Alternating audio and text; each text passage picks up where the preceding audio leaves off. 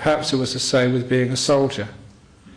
So I had to look more deeply into what it means by the ethics of Buddhism and go deeper into the idea of the law of karma to understand, if you are a soldier, are you making bad karma or good karma?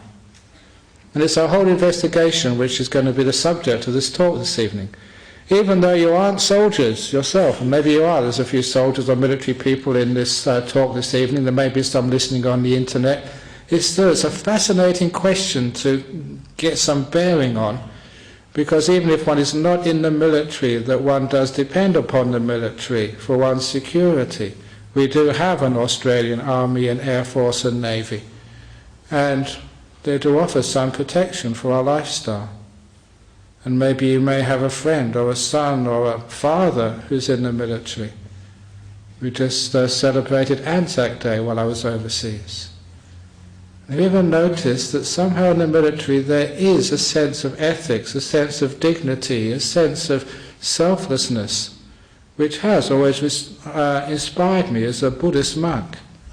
And there's something really respectable in the military. But then again there's the killing and the bombing and the bullets, which sometimes is hard to accept as a Buddhist monk. But then again also, it's not just Australia which has an army. Every country has an army, even so-called Buddhist countries. Certainly I was in Sri Lanka in February, and Sri Lanka is a predominantly Buddhist country, and they have a strong army, and I'd imagine that most of the soldiers in that army are Buddhist and go to the temple.